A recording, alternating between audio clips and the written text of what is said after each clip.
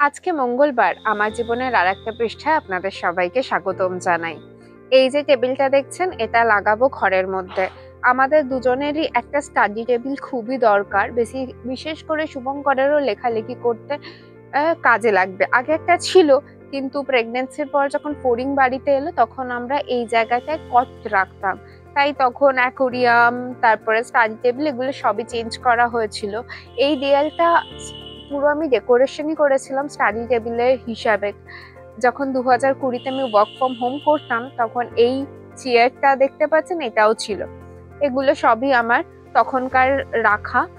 শুধু যেই টেবিলটা ছিল সেই টেবিলটাকে আলাদা জায়গায় রেখে দিয়েছিলাম, এখন সেটাকে আবার সেট করে নিচ্ছি। আর এই জিজি প্ল্যান্টটাও কিন্তু তখনকার সময়, এখন এটাকে আবার সাজিয়ে গুছিয়ে নিচ্ছি। এখানে আরো কয়েকটা গাছ লাগানোর ইচ্ছে আছে, 3টে গাছ লাগাবো, দেখা যাক কি হয়। আর এটা আমার লাগানোর কচ্ছপটা আমার লাগানো সব থেকে প্রথম গাছ, আর এটা আমি একটা জায়গা দিয়ে কুড়িয়ে পেয়েছিলাম। আর এই যে পেনদানিটা দেখছেন, এটা একটা কৌটো দিদার কাছে ছিল, যেটা আমি রং করেছি। পড়ে যাচ্ছে। আর একজনকে দেখুন দুপুরবেলা হয়ে গেছে, খাচ্ছে নিজে নিজেই। দাদার মতো করে খাও, দাদার মতো করে।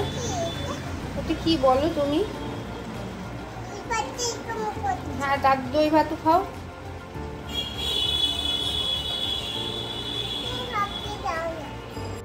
আর এটা খাওয়ার পরের ফলাফল। তোর পিছনে মেঘটা করেছে দেখুন, ছাদটা দেখতে এত সুন্দর লাগছে। একটা মজার জিনিস দেখাই আপনাদের, মনে আছে দেখিয়েছিলাম একটা ড্রাগন গাছ ফ্রুট হয়েছে আমার ড্রাগন গাছটাতে, সেটা পেকে গেছে। আর একে নিয়ে এসেছি মামা, একে নিয়ে এসেছি, ঘুম থেকে এখনো ওঠেনি, চোখটা ঢুলু ঢুলু। ওকে দিয়ে এখন ওই ড্রাগন ফ্রুটটা পাড়াবো। অ্যাকচুয়ালি এটা পাড়ানোর রিজন এটাই যে হাতে করে ফল তুলে খেতে তো সবারই ভাল লাগে, আর আমি এত কষ্ট করে গাছ করি, আমার মেয়ে তুলবে, সেটাই তো স্বাভাবিক ব্যাপার, তো ওর একটু মজাও লাগবে। চলুন আমি দেখাচ্ছি ড্রাগন ফ্রুটটা। ফলটা দেখুন কি সুন্দর হয়েছে। এখন ফড়িং চেষ্টা করেছে একবার এই ফলটা তোলার, পারে। এই যে তুলে নিয়েছি, একদমই পুচকি হয়েছে ড্রাগন ফ্রুটটা। আরো একটা হচ্ছে, এই দেখুন, এই একটা হচ্ছে, জানি না কত বড় হবে। এর ফুলটাকে ফেলে দিই, নইলে না এই ফুলটা থেকে পিঁপড়ে ঢুকে ফলটা নষ্ট করে দেয়।